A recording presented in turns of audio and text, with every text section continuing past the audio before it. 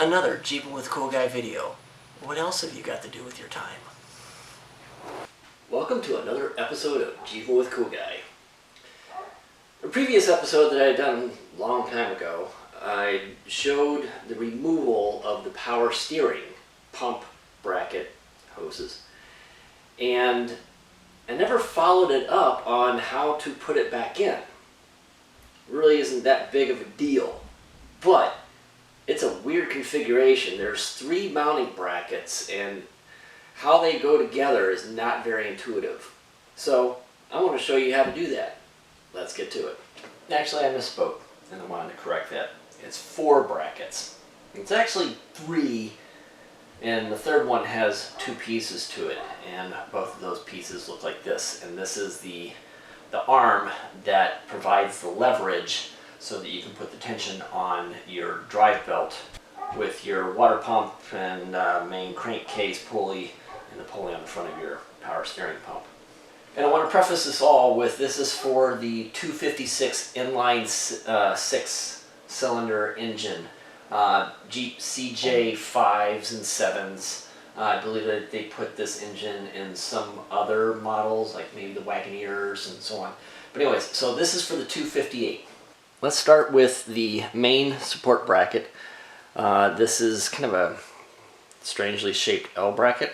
It's got 2 mounting holes on the bottom flange that go down on the driver's side of the engine block. The bolts that go into there are 1-inch long bolts. I'm just using stainless steel, grade 5, grade 8 at this point. There's not enough tension on this thing to be a problem, but I'm also putting lock washers on here just to make sure that it doesn't come undone due to engine vibration. So you want to insert it with this lip facing forward and this flange tab towards the driver's side of the vehicle. So screw these bolts in about 3/4 of the way. You don't want to put them all the way in. You want to have a little bit of give so that you can align the other holes on the bracket with the manifold. All right, now that we got those in, you want to align the bracket with the 2 holes in the manifold, the intake manifold, right here and right here. And these are shorter bolts. These are stainless steel, but they're 3/4 inch length with a lock washer on them. So you want to apply the top one and then the one on the lower flange of the intake manifold. The reason that you only want to screw in these lower 2 bolts about 3/4 of the way, halfway in, to give yourself give, is because aligning these are completely dependent and absolutely dependent on the mounting of your intake manifold. And if it's off like 1/8 of an inch, you know, like this is super tight or slightly adjusted, you're not going to be able to get these bolts to thread in. And also, at least on the, I want to say 82 to 86, it may be 80 to 86 engines, the intake manifold is aluminum, where on the 76 to 80 or 82, depending on when they change the engine components, that is a cast iron intake manifold. So my point to all that is that you want to be very careful because it's very easy to strip the threads on the aluminum intake. Also, these are 3/8 inch screws, standard thread, and the top 2, the ones that go into the intake manifold, there's a couple different measurements and I really can't tell which one's which. One is for 23 foot-pounds and the other one is for 43 foot-pounds. So I'm gonna torque the top 2 up to 23 foot-pounds just because this is aluminum. And if I feel that I can go a little bit further, then I might go up to like 35. I just want to make sure I don't strip out the threads. But I am going to screw, or I'm going to torque in the bottom 2 down to 45 or 43 foot-pounds. 23, 23, yeah, all right. I'll split the difference. I'm going to go up to 35.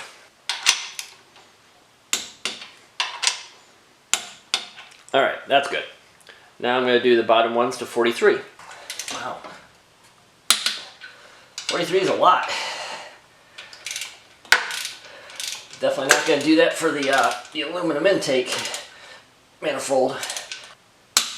All right, 43 foot-pounds mounted. Now let's mount the front bracket. For the ones that don't have an air pump as part of your engine build, this is what the power steering bracket would look like. If you did have the air pump, then this would be a kind of a diamond shape, and it fits on the front side of the water pump, and the diamond shape part comes all the way up to here, and there's a bolt that goes through and it mounts into the manifold, and that's the pivot point for your air pump.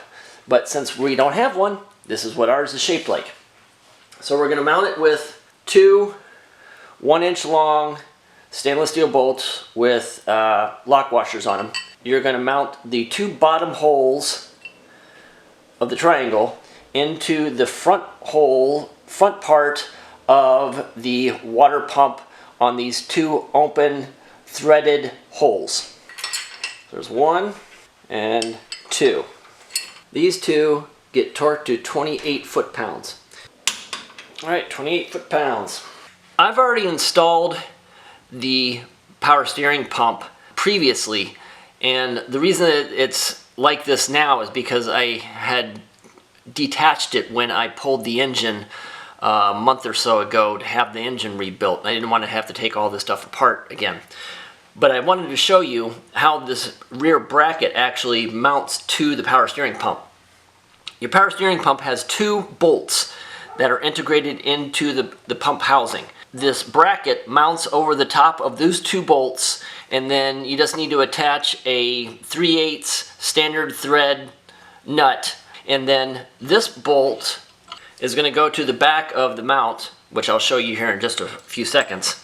This hole in the rear of the bracket is where the power steering fluid return hose connects to, and then down below here is where the power steering pressure line connects to. Let me clip off my handy dandy zip ties here.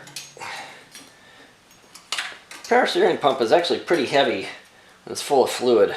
Okay, now that I've got that released, we're going to want to install the front part of the adjustment arm power steering mount bracket. And what you'll notice is that the front bracket has a notch in it. The rear part of the bracket has a tab in it. So that one fits right in there like that. And then there are two holes on the front part of the power steering pump. Here and here, you're going to need two different length bolts. One fairly short, about 3/4, and the other one about 1 inch. The reason behind that is because on this front bracket, the two mounting holes are actually different widths. So the top one is thinner than the bottom one. That makes it a little bit more complicated because it's harder to get a 1-inch bolt in behind the pulley and into this hole. What you need to do is you need to mount the bottom hole first, because the top hole is the bolt's going to not only go through the bracket and into the body, but it needs to go through the front mounting bracket arm as well. So I'm going to start with the 1-inch lower bolt. I'm going to put it into the hole first, just deep enough to where it's poking through, and then that's going to give me enough room to get it underneath the pulley wheel, just like this. Now this is supposed to be torqued down to 23 foot-pounds, but since I've got the pulley wheel on, I'm not going to be able to get a torque wrench in there, so I'm just going to have to wing it. Definitely not versed enough to really know what 23 foot-pounds feels like, but I'll take a guess and say that that's good. Alright, now that we've got that front bracket partially mounted, you want to slide the power steering pump on its hinge arm, and you want to align the top part of the front bracket with the hole in this front mounting bracket and the rear hole in the intake manifold bracket with the rear hole that we took that bolt out of earlier. Both of these are 3/8 inch bolts, and they should be torqued down to 23 foot-pounds. Now, this should not be this hard for you to do because you probably have not installed the hoses already, because you're installing the power steer pump either new or replacing the lines or whatever that may be. But this is definitely not the ideal way to do it. Just saying. Right, that's enough for now. And then you want to use a short 3/8 inch bolt, 1/2 inch, 3/4 at most for the front bracket. So again, you want to get it wedged in behind, underneath the pulley and into that hole. It's kind of a contortionist act, but it can be done. Alright. Alright, last but not least is your 4.5 inch pivot arm bolt. That goes through the center hole in the front bracket, goes through the swivel arm mounting bracket of the power steering pump, and threads into this rear intake manifold bracket. And this is what provides the top and the bottom angle level for the power steering pump. Once you get this threaded in, you don't want to torque it up just yet. So to be able to put on your power steering belt, you need to actually rotate your power steering pump down as far as you can go.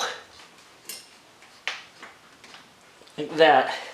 And that actually moves the pulley closer to the engine block so that you can put your drive belt on top over that. And then you want to angle it back up or pull it back up, and that provides the tension. I'm going to get a tensioner gauge and measure that to make sure that it's right. But once you get that to a good point, then you can torque down this bolt to 23 foot-pounds. And once that's clamped down, then that will hold your power steering pump adjustment arm into place and keep the proper tension on that drive belt. So before we finish up, I wanted to show you the power steering bracket that I had mentioned in my 84, and this is the power steering bracket from a 79, and you can see how it has this more diamond shaped front mounting bracket, and then there's this rod that goes from the top of that bracket back to the manifold. Mounting screws are all the same, it's just the shape of this mounting bracket is different, and then this is where the air pump, I believe, would mount. Alright folks, there's another episode of Jeeping with Cool Guy. I hope you had a fun time. I know I did.